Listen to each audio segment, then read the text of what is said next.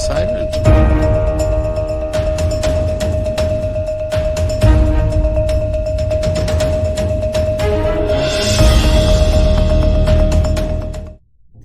Hello everyone, welcome to Shri Ram's IAS YouTube channel. This is your mentor Arzoo Kakkar. उम्मीद करती हूँ आप सब बहुत बढ़िया हो, खुश हो, स्वस्थ हो। इसी के साथ आज का ये लेक्चर शुरू करते हैं जिसमें we have to cover these articles and will talk about them in detail in a very comprehensive manner. So let me give you a brief about what we will be discussing today so that you have an understanding, a rough sketch in your mind ki okay how we will be proceeding in this particular lecture. So first and foremost you can see a list. Let me give you a brief. That is national financial reporting authority. पहले हम पढ़ेंगे इस authority के बारे में। For one reason और the other ये authority news में है, क्योंकि चलो जैसे हम सेशन में आगे बढ़ेंगे वैसे आपको पता चल ही जाएगा। But as far as this authority is concerned, it is going to inspect big 4 audit firms, right. तो उसके रिस्पेक्ट में ये अथॉरिटी न्यूज़ में है। हमारे लिए इंपॉर्टेंट हो जाता है इस अथॉरिटी के बारे में जानना, कब बनी, कैसी बॉडी है, स्टैट्यूटरी है क्या, इसका कॉम्पोजिशन और इसकी रिस्पॉन्सिबिलिटीज़ क्या है, पावर्स क्या है, हेड ऑफिस क्या है, कहाँ है, ज्यूरिसडिक्शन इसका, वो सारी चीज़ें आपके प्रीलिम्स में स्टेटमेंट के रूप में बन सकती हैं। So this is what we will be covering. Then you have disease X. अब डिसीज एक्स क्या है ये सारी डिस्कशन हम करेंगे जब हम सेशन में आगे बढ़ेंगे। GS पेपर 3 से भी आप लिंक कर सकते हो, प्रीलिम से तो एसोसिएटेड है ही। National voters day. So 25th of January यानी कि आज election commission of India is celebrating 14th national voters day, right. तो नेशनल वोटर्स डे क्यों सेलिब्रेट किया जाता है, इसका पर्पस क्या है, थीम क्या है, ये सारी डिस्कशन के बाद इसमें ऐड कर लो हम डिस्कस करेंगे इलेक्शन कमीशन के बारे में। जब मैं आपको इलेक्शन कमीशन का स्टैटिक पार्ट पढ़ाऊंगी, आपका होमवर्क मैं सेशन के शुरू में ही दे देती हूँ। आप इलेक्शन कमीशन की रेस्ट ऑफ द इंफॉर्मेशन अपनी पॉलिटी की बुक खोलिएगा, लक्ष्मीकांत, वहां पर आपको ये कॉन्स्टिट्यूशनल बॉडी चैप्टर्स जो हैं उसमें पहला ही इलेक्शन कमीशन पे दिख जाएगा। तो इलेक्शन कमीशन के रिगार्डिंग उसकी पावर्स, उसकी रिस्पॉन्सिबिलिटीज, कैसी ये बॉडी है, वो सारे डिस्कशन हम करेंगे। But still make sure that you cover about election commission of India from polity, from Laxmikanth और whatever source you are referring to. ये आपके मेंस के लिए भी इंपॉर्टेंट है, राइट। GS पेपर 2 से आप इसको कनेक्ट कर सकते हो। Then you have these 2 species, binturong and small clawed otter. तो ये दोनों स्पीशीज न्यूज में है, हम इन दोनों के बारे में पढ़ेंगे। And last but not the least will discuss about this exercise, that is exercise खंजर। ये कौन सी बेसिकली कौन सी फोर्सेस के बीच में होती है, कहाँ होती है, क्या इसका पर्पस है, तो वो सारी डिस्कशन होगी, राइट। सो अब मुझे आई थिंक आपको आई कैन एक्सपेक्ट कि आपको पता चल गया है कि how we will be proceeding in this lecture. Session अच्छा लगता है तो mark your attendance by liking the lecture. You can share it with your friends also, let others know about this lecture also. Comment section में अपने feedback जरूर दे देना। जिन्होंने channel को सब्सक्राइब नहीं किया है, what are you waiting for, channel को सब्सक्राइब भी जरूर कर दीजिएगा, ठीक है जी। चलिए, let me change the slide and let's move ahead now. Okay, national financial reporting authority. पहले तो आपको NFRA की फुल फॉर्म मालूम होनी चाहिए। So what does it stands for? National financial reporting authority. Now this authority is going to inspect big 4 audit firms, PwC, बाकी जो भी ऑडिट फर्म्स है हमारे लिए यहाँ पर एग्जाम के लिए रेलिवेंट नहीं है। But the purpose, context is that it is going to inspect these big 4 audit firms as well as the other top auditors of large listed entities in 2024, right. तो यहाँ पर कॉन्टेक्स्ट सिंपल है कि it's like a supervisor for the company. ये 2024 का इनका plan है कि ये 4 बिग 4 जो ऑडिट फर्म्स हैं उनको इंस्पेक्ट करेगी एंड बाकी and other top auditor inspection. इसका मतलब they will check to ensure कि वो अपना काम प्रॉपरली कर रहे हैं या नहीं कर रहे हैं। They are checking up on these auditing companies to make sure that they are doing a good job, right. So हम यहाँ पर हमारे लिए एग्जाम के पॉइंट ऑफ व्यू से इंपॉर्टेंट हो जाता है to discuss about this authority, इसके कुछ फैक्ट्स। पहली बात तो ये कि ये स्टैट्यूटरी बॉडी है। ये कॉन्स्टिट्यूट हुई under section 132 of companies act 2013, important है।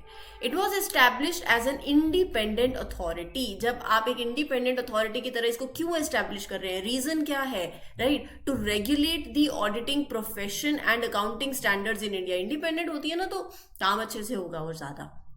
तो it was set up to keep an eye on की कंपनीज जो हैं इंडिया के अंदर, how they are presenting their financial information. So बहुत बड़ा काम है इनका टू मेक श्योर कि जो ऑडिटिंग है एंड अकाउंटिंग स्टैंडर्ड्स जो कंट्री के अंदर हैं, they are up to the mark. Now how does NFRA help, ये आपको पता होना चाहिए, इसका गोल क्या है and how does it help. So its goal is to enhance the country's financial statement quality and consistency and to guarantee that businesses and these institutions report accurate and fair information. यही बात है। How does it help, it wants to improve the quality of the financial statements, मतलब वो documents that are showing a company के financial health, तो wants to make sure कि वो proper हो, मेक श्योर करना कि बिजनेसेस और बैंक्स जो है they give accurate and fair information, right. थोड़ा सा और इसके बारे में पढ़ते हैं, इसकी कॉम्पोजिशन जानते हैं। तो कंपनीज एक्ट रिक्वायर कि NFRA is to have a chairperson, एक चेयरपर्सन होंगे जिन्हें कौन अपॉइंट करेंगे, सेंट्रल गवर्नमेंट अपॉइंट करेगी, और मैक्सिमम इसमें होंगे 15 मेंबर्स। सो जो चेयरपर्सन की अपॉइंटमेंट होगी और बाकी सब जो मेंबर्स जो होंगे, they are subject to the certain qualifications 1 2 3। पहला तो नो डाउट कि उन्हें accountancy, auditing, finance, law, so they must have an expertise in this field, है कि नहीं। दूसरी बात, no conflict allowed. No conflict का मतलब बिफोर गेटिंग अपॉइंटेड उन्हें बताना पड़ेगा that they don't have any conflict of interest और lack independence in their appointment, right. तो कोई कॉन्फ्लिक्ट ऑफ इंटरेस्ट नहीं है, कहीं और काम भी नहीं कर रहे हैं ऐसा।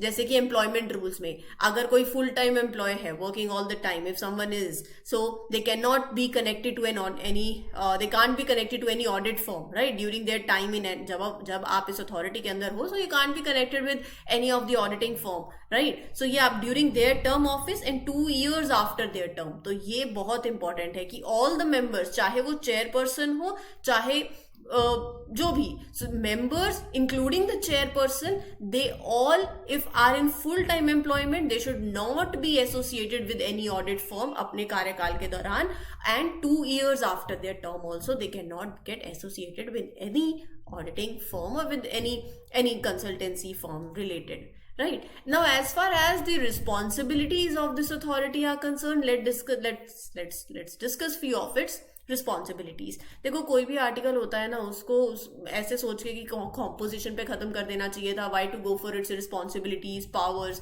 तो फिर तो मैं कहूँगी सेशन भी आप आगे मत देखिए, क्योंकि ना यहाँ पर जो मैं आपको टाइम दे रही हूँ ये आप ही के फायदे के लिए है। मैं आज 4 लाइनें पढ़ा के, कॉम्पोजिशन पढ़ा के भी चली जाऊंगी, कल को सवाल आ गया पावर से, रिस्पॉन्सिबिलिटी से, जो कि आ सकता है, उसके चांसेस हैं, फुल फ्लेड चांसेस हैं।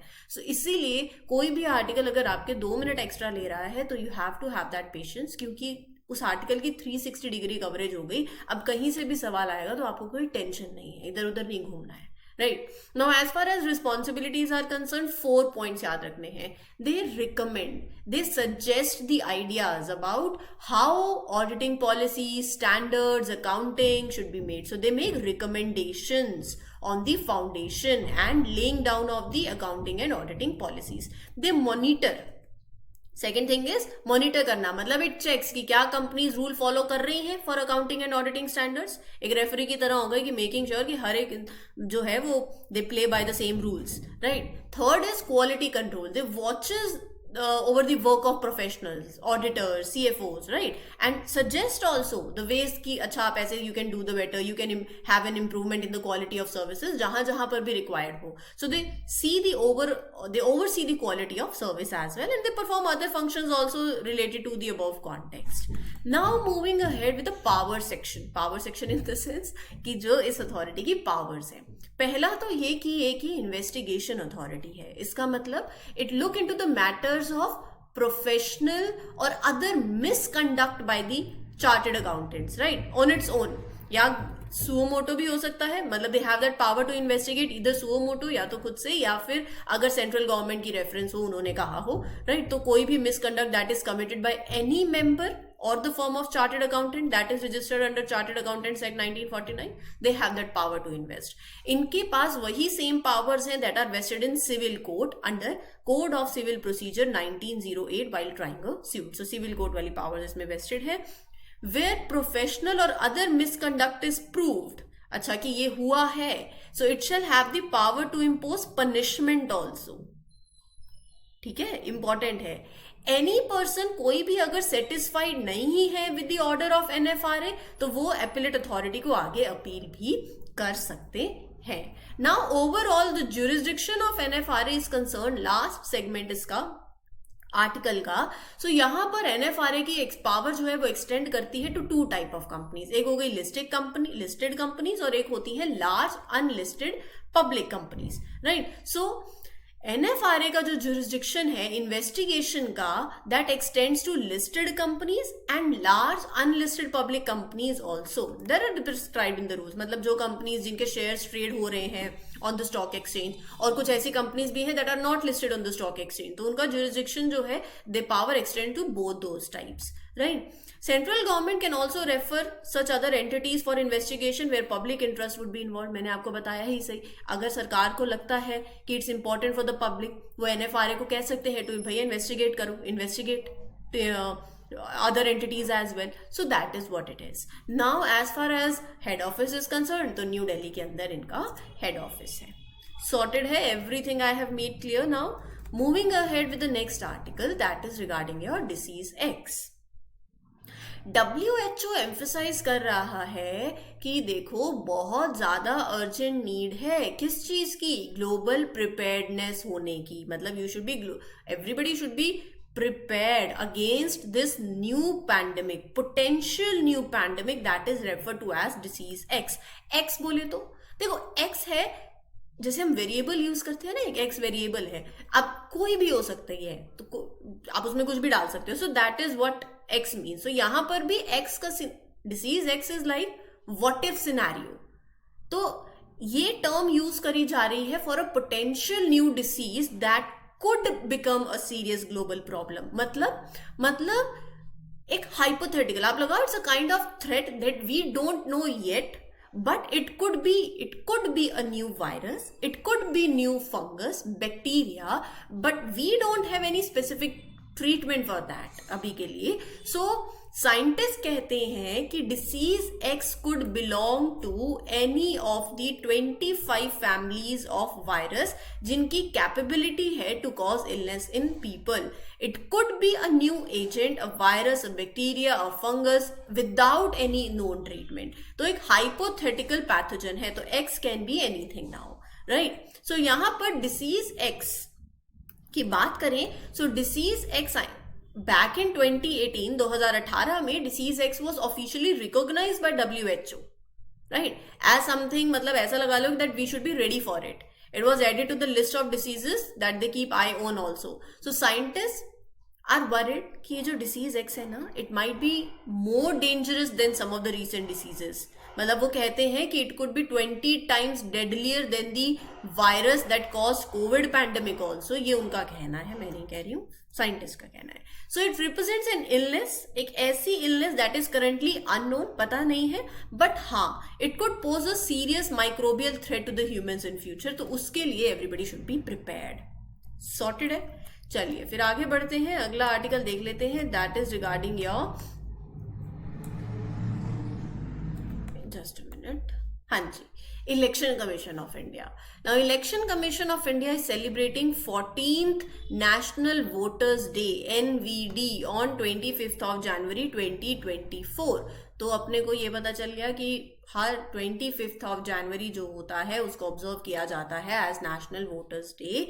आज नेशनल वोटर्स डे है. एक वोट की कीमत है ना, तुम क्या जानो, नहीं तुम जानो. तो वोट डालना है, बहुत ज़रूरी है, वोट ज़रूर डालें. और यहाँ पर इसकी वोटर्स डे का पर्पस भी यही है. इसका क्या पर्पस है? To make people more aware of elections, encourage them to take part in the voting process, है ना. तो एक स्पेशल डे है 25 ऑफ जनवरी, हर साल 2011 से इंडिया ऑब्जर्व कर रही है as national voters day.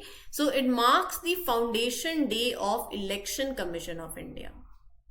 25 of January 1950 is the foundation day of election commission of India. तो होमवर्क मैंने आपको इस सेशन के स्टार्टिंग में ही दे दिया था. स्टैटिक साथ साथ अगर कवर कर लोगे फायदे में रहोगे. कल मैंने आपको कहा था, देखो हमने कितने, मैं अभी रिसेंट ही बताऊं, temple architecture, Indus river system, Godavari system, right, ये मेन टॉपिक्स हैं. यही मेन टॉपिक्स हैं. आप उठा के देखो यूपीएससी के प्रीवियस ईयर पेपर. अगर अभी मैं इतना बोलती हूँ, अगर अभी तक नहीं करके देखे तो क्या फायदा मेरा इतना कहने का भी. ये सारे इंपॉर्टेंट टॉपिक्स हैं और ये आपके करंट के साथ स्टैटिक लिंक हो रहा है. और जो स्टैटिक करंट के साथ लिंक हो रहा है वो तो आपके लिए इंपॉर्टेंट, बहुत ही इंपॉर्टेंट है. हम हमेशा बोलते रहते हैं कि by the end of when you are near to our exams और प्रिपरेशन के टाइम पे, कि बाय एंड में जब आ जाती हैं चीज़ें, फिर आता है कि क्या इंपॉर्टेंट है, ये करें, ये छोड़ दें, ये वाला आर्टिकल. अभी देखो प्रीलिम्स पास आ रहा है. अभी जैसे प्रीलिम्स पास आने लगेगा ना, आधे बच्चे ऐसे ही बौखला जाएंगे.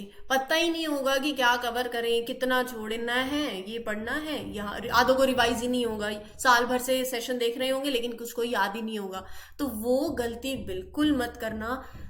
अच्छे से अटेम्प्ट दो, अच्छे से रिवीजन करो और साथ साथ जो स्टैटिक देती जा रही हूँ वो कवर करते जाओ. क्योंकि ये मैं कहीं से स्टैटिक नहीं लेके आ रही हूँ अलग से, चलो आज ये कर लेना. रैंडमली नहीं आ रहा है, जो करंट के अंदर दिया हुआ है वही आ रहा है. तो आज आप अपने इलेक्शन कमीशन को कवर कर लो, राइट. अच्छा, अब ये भी मेक श्योर कि कल आपने टेम्पल आर्किटेक्चर किया है. तो टेम्पल आर्किटेक्चर आपको याद है या नहीं है, वो बस एक दिन करके छोड़ देने वाली बात नहीं है. उसको आज आपको रिवाइज भी करना पड़ेगा. तो रिवीजन को अपनी स्केड्यूल का एक इंपॉर्टेंट पार्ट समझो, उसको ऐड करो and be consistent to that. आज के होमवर्क में अपना इलेक्शन कमीशन लक्ष्मीकांत से या whatever source you are referring to, जो कि मैं बात कर रही हूँ, डजेंट मैटर, जो भी जहां से भी आप रेफर कर रहे हो उसको अच्छे से कवर कर लीजिएगा. बाकी मैं इलेक्शन कमीशन के बारे में आपके साथ I also share, but you also have to cover. देखो, मैं सिर्फ बोलती जाऊँ, पढ़ाती जाऊँ, आप सामने से कोई एफर्ट्स नहीं डालो, वो नहीं होगा. सो टू वे अप्रोच है ये. ठीक है जी. तो मेन गोल, अब back to the topic, national voters day का मेन गोल पता चल गया. लोगों को अवेयर करना अबाउट इलेक्शंस, लोगों को एनकरेज करना to take part in the voting process. Now, this day is dedicated to all the voters in the country and it focuses on getting new voters, young ones, कि वो भी register करें. National Voters Day is also to facilitate enrollment of the voters. जो नए eligible young voters है, they also register themselves, right? तो ये इसका purpose है. Now, new voters are celebrated and basically they are given their special elector photo identity cards on this day. So it's a very big celebration that happens not only nationally, state, district, constituency, even at the polling booth levels. Theme क्या है इस बार की? Nothing like voting, one vote for sure, right? Voting की importance को यहाँ पर emphasize किया जा रहा है. In 2024 it's even more special. क्यों? क्योंकि it is 75th year of Election Commission of India, 75th year of service to the nation. So Election Commission of India celebrates its 75 साल हो गए सर्विस को. ठीक है जी. तो इलेक्शन कमीशन ऑफ इंडिया एक ऑटोनमस बॉडी है, एक परमानेंट कॉन्स्टिट्यूशनल बॉडी है, जो कि रिस्पॉन्सिबल है for organising free and fair elections in India, right. Important बात यह है कि वो इलेक्शंस को कंट्रोल करती है that are related to parliament, state legislatures, the office of president of India and the office of vice president of India. So ये आपको ध्यान में रखना है. लाइक पंचायत के नहीं होते यहाँ पर. कौन कर देखता है उनको, वो आप मुझे कमेंट सेक्शन में बताओगे. तो constitution grants election commission of India with the power of direction, superintendence, control of elections. जो इलेक्शंस पार्लियामेंट के हो रहे हैं, 2024 में भी इलेक्शंस होंगे, state legislature, office of president of India and the office of vice president of India. Now coming to the powers and responsibilities of election commission of India. एक referee है ये भी for elections. Permanent independent group हो गया, right? So what does ECI do? So they decide the areas for voting in the country. They keep the list of eligible voters up to date, they set the election date, they check the nomination of candidates, तो वो सब करते हैं. They determine the electoral constituencies, territorial areas, prepare and revise the electoral rolls, notify the schedules and date of election, right? तो ये सारा काम election commission of India का है. They recognize political parties, they give symbols, they allot them election symbols, also they grant recognition. Commission also has advisory jurisdiction. Mark this term, advisory jurisdiction, right? It has a say in disqualifying the elected members अगर कुछ भी in case there is a wrongdoing after the election, तो ये सब कुछ भी है. So in the matter of post election disqualification of the sitting member of parliament and state legislature, तो यहाँ पर इनका advisory jurisdiction है. It issues code of conduct, right? Make sure कि during elections political parties, candidates fair practice follow करें. They set rules that are called model code of conduct ताकि unfair actions और power misuse नहीं हो. So ECI, Election Commission of India में there are 3 main people, Chief Election Commissioner और 2 Election Commissioners. ठीक है जी. Term, tenure, Laxmikant refer करनी है आपको, करनी है, make sure. चलिए आगे बढ़ते हैं. Kaziranga national park and tiger reserve Assam के अंदर जो पड़ता है, वहां पर it has received the addition of 2 new mammalian species. एक तो है अपना बिंटूरोंग और एक है स्मॉल क्लॉड ऑटर. ये आप इनकी तस्वीरें देख सकते हो दोनों की. अब पहले बात कर लेते हैं हम बिंटूरोंग के बारे में. It is the largest civet in India, right? Common name Asian bear cat या एशियन सिवेट भी बोला जाता है. साइंटिफिक नेम आर्टिक्टिक्स या फिर आर्टिक्टिक्स बिंटूरोंग, पूरा साइंटिफिक नेम है. तो इट इज जनरली, अब थोड़ा सा इनके फीचर्स की बात करते हैं, ये किस तरीके के हैं वो देख लेते हैं. How they behave. Solitary and nocturnal creature है. इसका मतलब it likes to be alone, अकेला रहना और रात में एक्टिव रहना इन्हें पसंद है.